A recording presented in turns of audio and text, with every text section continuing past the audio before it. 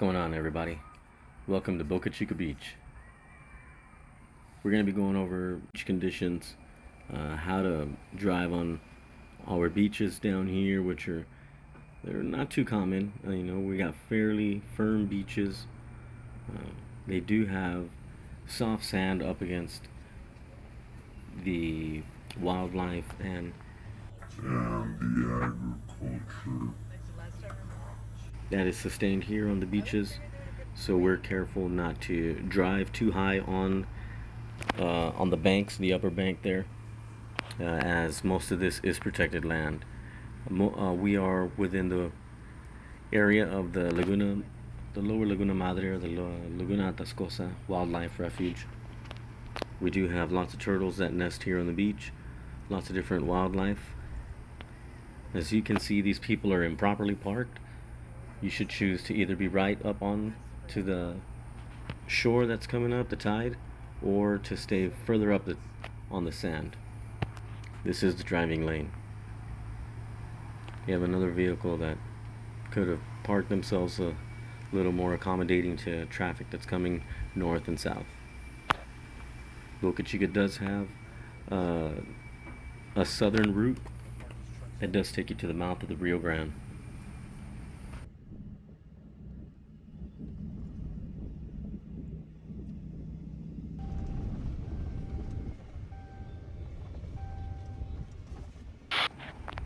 As we drive up the channel, having come to the jetties at Boca Chica, north end, we see a Subaru that has stuck in what looks like some soft clay, sand, mud type of yuck stuff.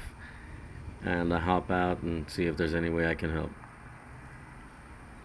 We are in a 2018 Ram 2500 Power Wagon. It is equipped with a winch, and our dash cam captured everything. So here I am with tension taking out the winch cable. I don't have my gloves, so I'm being a little more cautious than normal. My wife is handling the remote.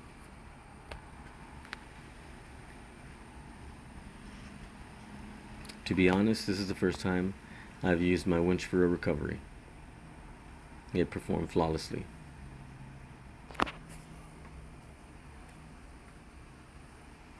I wasn't able to find an actual recovery point, but there was some area there I was able to find to put my bow shackle, which was small enough that fit, and the winch hook was able to fit in there fine. I had dug out the front end already, so there wasn't too much tension on the winch itself, or on the shackle, or where the mounting point, which was not a rated mounting point.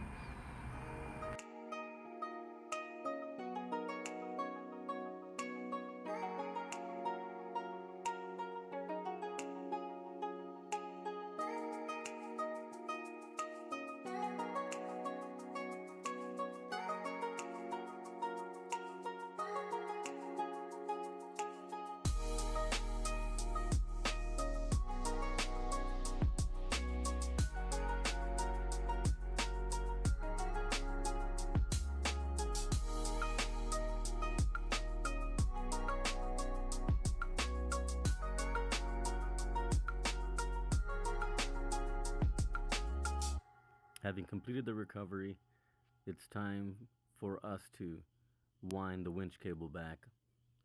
As I remove the hook from the shackle and the shackle from the vehicle, I do offer it to the gentleman to keep. He refused. I did show him exactly where it is I had mounted it, how secure it actually is if you're not too far stuck onto the frame. And he informed me of where he works, so he'll be able to get this recovery equipment speedily. We just had a little chit chat about where they went on the trail and how they came out of the trail and how exactly it is that they ended up in that situation. And it's good, it'll help us not end up in the same. Anytime you're going to wind up your cable, You want to have tension on it. Otherwise, it's going to kink inside. It's going to be a drag to try to get it out the next time. It may be damaged. It won't hold to its maximum capacity, and you'll have to replace it. So just a little more effort when putting things away and cleaning them off will save you a lot of harder work in the future.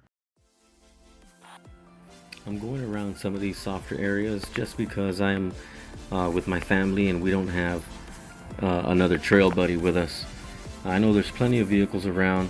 I don't want to rely on someone else's generosity, charity, or put their vehicle in any type of danger or harm's way. Anything can happen in a recovery, and I'd rather it be amongst friends than amongst strangers. Of course, I don't mind helping at any situation of an emergency to somebody that I don't know, but that's my decision to make, just as it's every one of us is out there. We want to help only where we're able and what we're learned to do. Don't do more than you think you can do. We don't need heroes. We'll get out. Wait for more people to come. The cavalry's coming all the time. We're never by ourselves. You're never alone out there.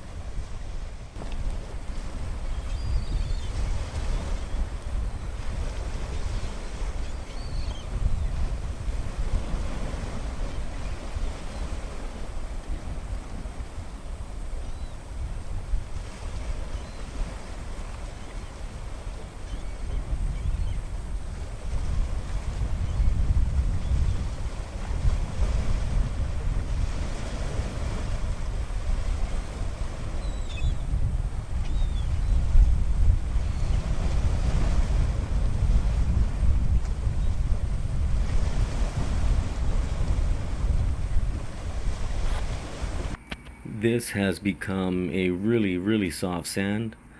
Um, I'm at full air pressure, which is 65 in the front and 65 in the rear.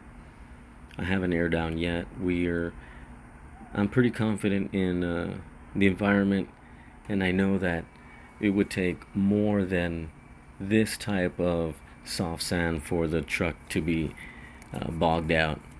And we continue slowly. As you can see, people have their pets with them.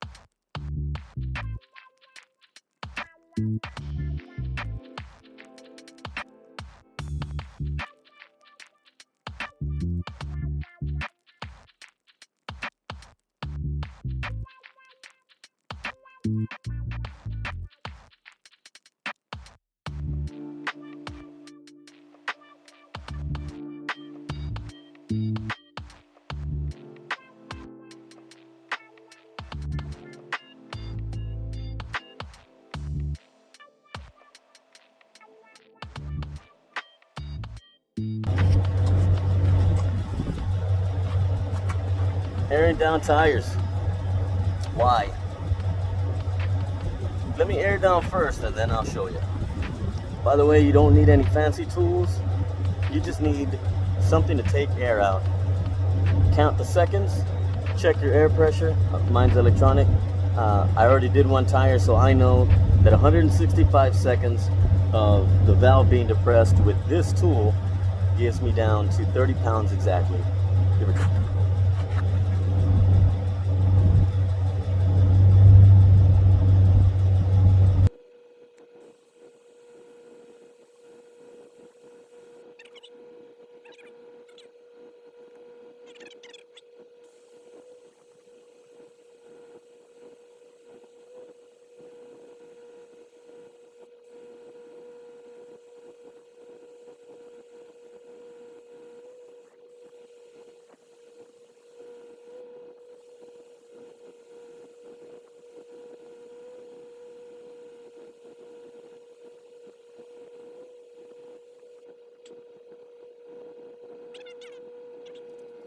Let me show you.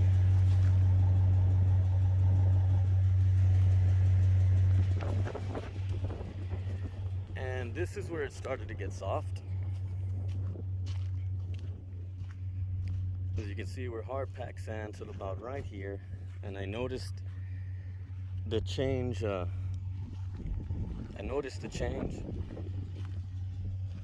Move the course. As you can see, it's wet. Can't trust what's wet. Came up and parked. It's finished getting the air out.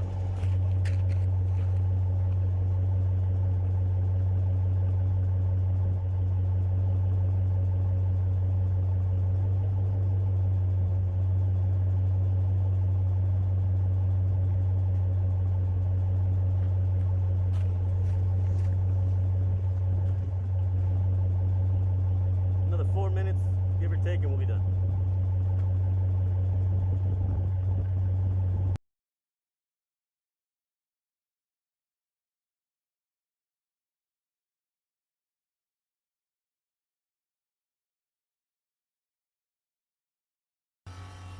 Many times when you're on the island on your sand, you gotta air down. What you need to get is a machine that's capable of filling it up properly. You connect your red terminal to your positive, your black terminal to your negative. Most machines already come set up, hose and all. You just screw it on with your fingers and then you screw it off. Let's quickly go from airing down our tires to setting up our air compressor and airing up our tires. Started off at 30 pounds.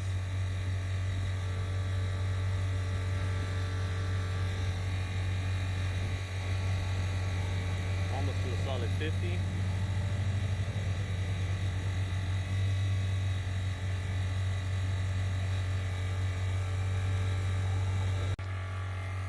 About 4 minutes, 3 minutes, and we're at 60 pounds.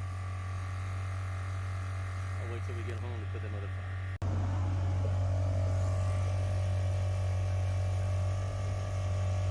Started off at 25. We just got one more tire to go. Done with the last tire. Front tires at 60 pounds.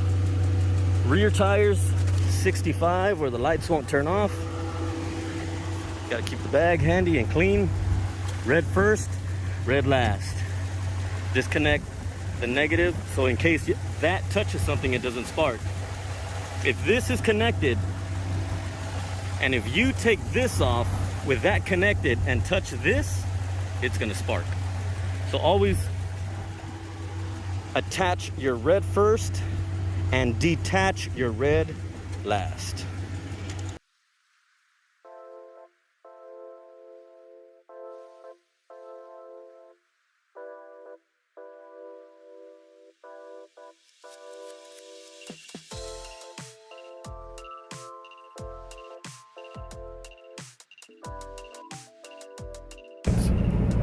My family appreciates the fun we get out here and get to give you guys just a little window into that.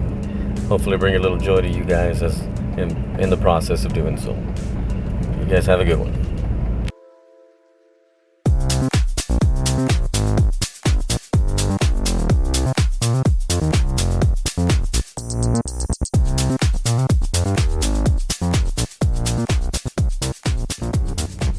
Thanks for coming by, watching this video, spending a bit of time with Overland Hemisphere. If you enjoy the content, please like, engage, subscribe, and hit the bell. We'd really appreciate it. We're going to keep making videos. We're going to try to keep getting better.